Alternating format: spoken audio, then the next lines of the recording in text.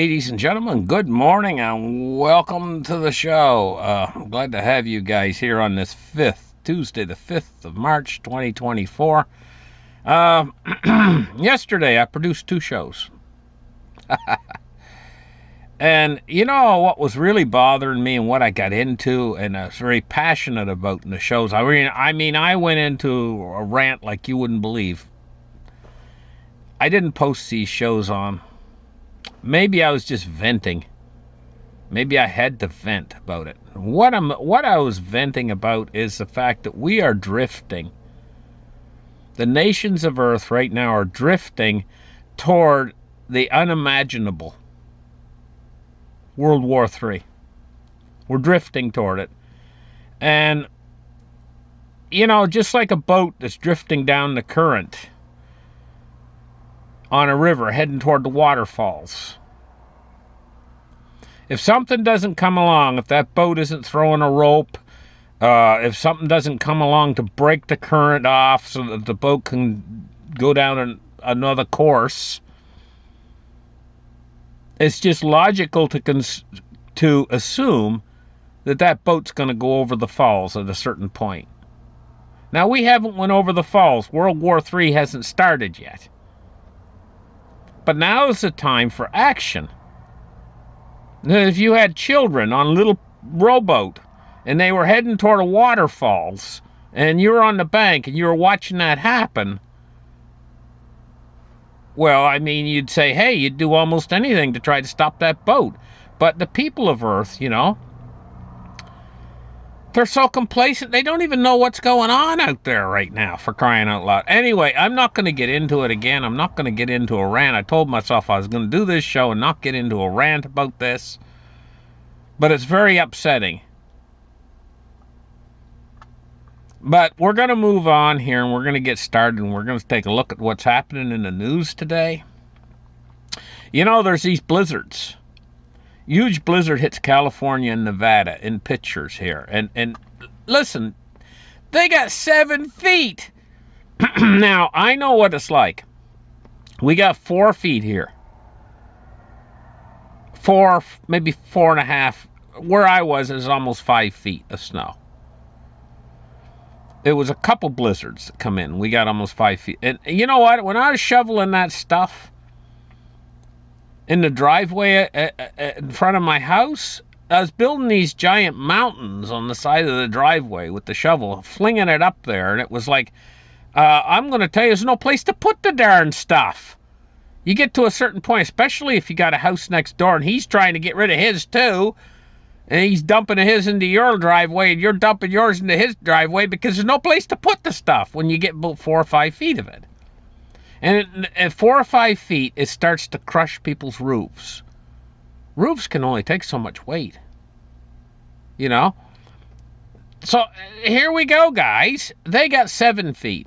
And so thoughts went through my mind. And I'll tell you what the thought is. What would happen if you were to get 12 feet or 14 feet of snow?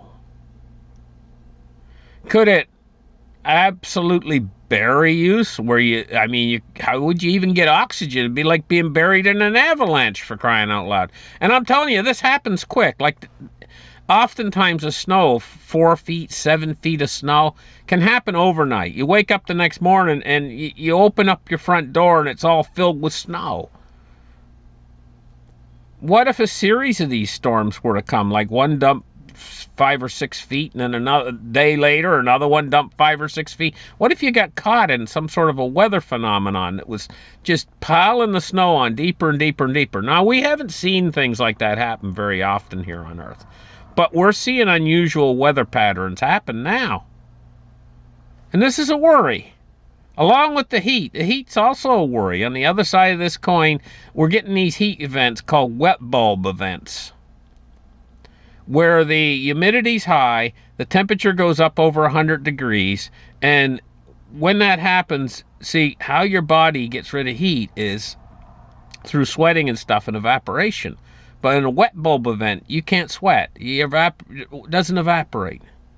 And your body starts to overheat. Now, you will die at 100 if your body cannot lower your temperature. Once you hit 107 degrees, you're gone. It basically liquefies you. And so it takes 107 degrees with a very high humidity or wet bulb, and it exceeds your body's ability and your heart to function. And there's no escaping this stuff unless you got an air conditioner. What if we get an event like that and all the power goes out? The Earth is starting to become climate inhospitable in places during these weather events, and how far is this going to go? I don't know. Taking a look now at the... now, this is another thing here. We're totally reliant on these telecommunications cables around the world. Now, if they cut a few, well, what we can do is reroute with other cables, because there's a lot of these cables, and so the Houthis are cutting them. But what this shows you is that the Houthis, if they can cut these cables, right, how much better would the superpowers be at cutting cables than the Houthis, technically speaking? So why I'm pointing this out about the Houthis cutting these cables, they cut 3 Red Sea data cables. Houthis launch more attacks. Yeah, you can reroute with 3 cut. Goodness knows, I mean, they're going to have to probably reattach those 3 cables, and it might be a lot of work involved. Maybe the Houthis will cut the cables faster than they can reattach them. But it's more of a, because they can reroute. But what if the superpowers got into this action? Especially during World War III, or if the war were to escalate and the superpowers, I mean, they could really do a job like, oh my gosh, I hate to think. If that's, I'm talking about in a World War III scenario type of a thing. They dropped aid into Gaza now. Okay? Jordan says 8 planes dropped aid into Gaza in the largest operation yet. 3 Jordanian planes, 3 U.S. planes, and 1 from each from France and Egypt took part in the operation aimed at delivering aid to various locations around the crisis-racked city. So this is a good start. There's one, I guess, from what I gather, there's over 1 million people there need food, and that requires a lot of food. So 8 planes. It's going to offer some aid, and they got to get aid in there. Really, they do, because those people they're in starvation conditions. Are starting to settle in, and so they need to get that aid in there. Now, a Russian Black Sea ship, the Sergei Kotov, was sunk after drone strike, says Ukraine. Kiev's military intelligence unit said it sank the patrol ship near the Crimean Peninsula. Ukraine claims to have destroyed a Russian military patrol boat. So they've sunk that.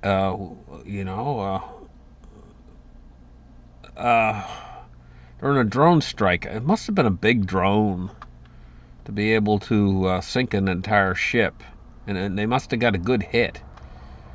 But of course they do.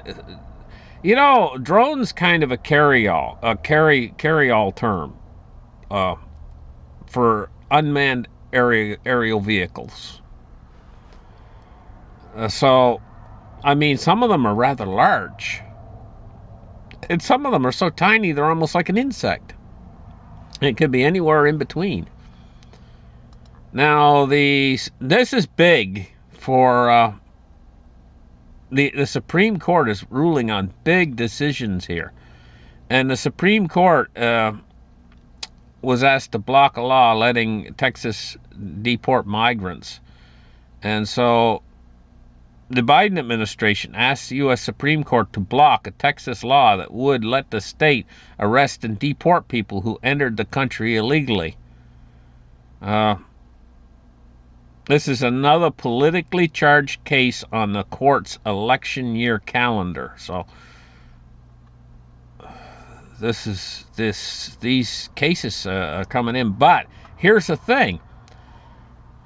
Just yesterday, I got this. The Supreme Court keeps Donald Trump on the 2024 United States presidential ballot. Now, this news came in yesterday. A lot of you have heard this already. But as far as I was concerned, and I stated this on my show on several occasions, as far as I was concerned,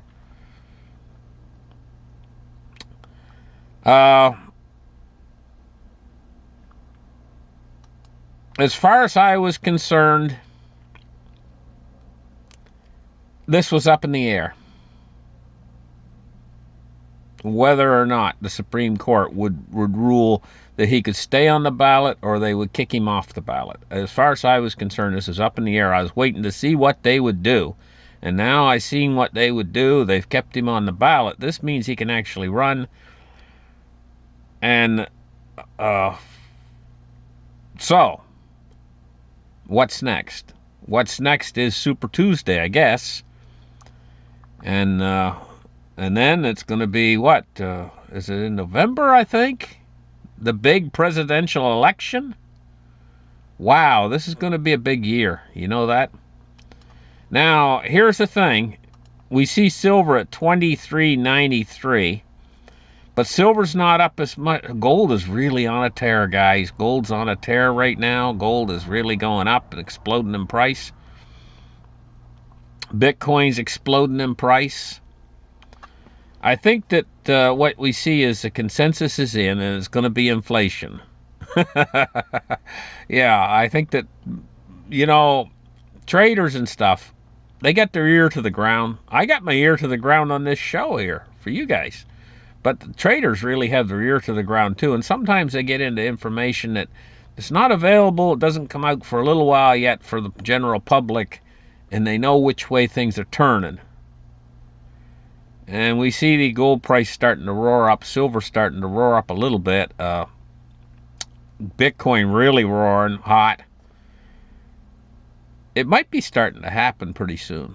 We might be getting close to the front edge of what I've been saying is coming for I must have done 1,000 shows talking about how this day is coming in the future where gold, silver, and cryptocurrency is going to go to the moon. The dollar's going to lose its purchasing power. But it's been a long time. I thought it would happen years ago. Honest to gosh, guys. Gold price today. Look at that, $21.25. It's up $12.40 today, but $21.25. Look at her go. Sky's the limit, I guess. Okay, and cryptocurrency too. Look at the Bitcoin price, 67,696 for Bitcoin. Ethereum's at 37.64, and we're looking at XRP at 64.4 cents. So that's a substantial Bitcoin price. I think it's right on the same or right close to where it was before. Like we've come around full loop. That's the way things will do. Sometimes the price will drop on something, and you're holding it. And if you just don't let it phase you and you HODL it, it'll go back up to where it was before. If it's these non-dollar denominated assets, most generally it'll go back up again, And and what it's going to do ultimately is it's going to exceed and go a lot further later, So you only lose Bitcoin was $68,000. Picture these people who invested in Bitcoin at that time. $68,000. It dropped all the way down to what was it? Below 20,000. I remember it was like 17,000. I think my bottom might have been around 17 or 14, something like that. Imagine if they get disgusted and then they sold their Bitcoin at the bottom. But that's typically what people do, Then they're never going to touch it again. Then it goes back up to where it was before, and then exceeds it, and maybe goes to 100,000 or whatever. hang on. You got to hang on with stuff like this. You know, you got to really have a tight grip on it. You know, Dow Jones Industrial Average today is down 20. It's down at 38,989. It's down 97.57 points. That was a tongue twister. But it's down 97.57 points today on the Dow, and it's near that peak of 39,000, but it's 38,989.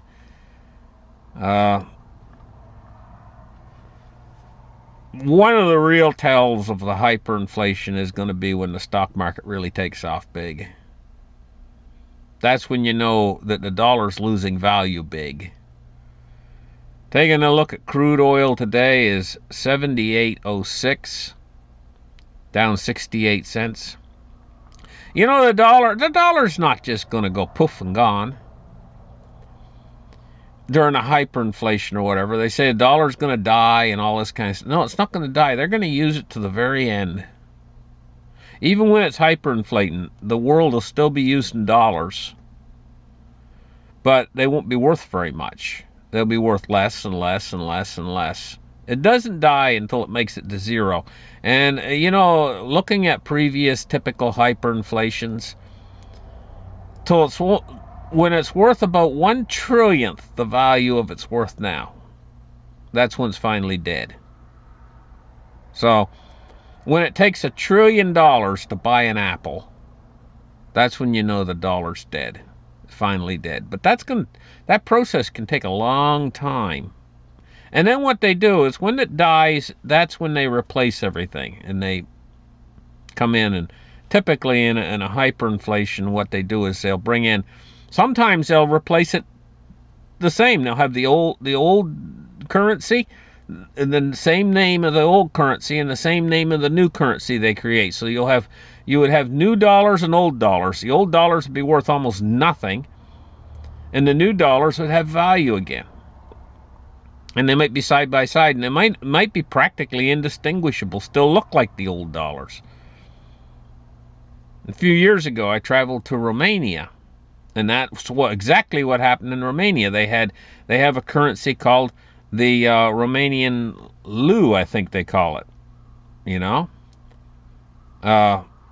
or they have two different names for it, but I think one of it's called the leu. And the thing about it is they had old ones, old leus, and new leus. And the new leus had value, and the old ones were practically worthless. And they even looked the same. But the people who did business there, they knew the difference. They could tell the difference, little distinguishing characteristics of the new currency from the old currency. And so they can pull that thing at the end of the hyperinflation, you know, and bring out the same thing all over again, but this time give it value. And they basically, it's almost like a reset. Bonds and rates here today, we're looking at falling yields. U.S. 30-year has fell 6.7 basis points to 4.28. And the U.S. 10-year has fell 6.8 basis points to 4.15. Seems like they've got a cap on this long end. It almost seems to me like they're somehow doing yield curve control on the long end. Everything out from the U.S. 1 year. It almost seems like they're doing some sort of yield curve control. Because look, and this inversion. Look at this inversion here. You got, the shorter you go, the higher the rates. The shorter the term. That's not the way a financial system is supposed to work. If you take money for a longer term, you're taking more risk, and you should get a higher rate of return on a long-term loan. So this is inverted. You know, it's not. This is not good when you get a 1 month at 5.36 and you move all the way out to a 10-year at 4.1. So you're going to risk your money for 10 years and you're not going to make as much interest as 1 month. you know something's wrong. 103.81 on the US dollar index. Thank you guys for listening to my show this morning. You guys have a great afternoon, and we'll catch you guys later. Bye-bye.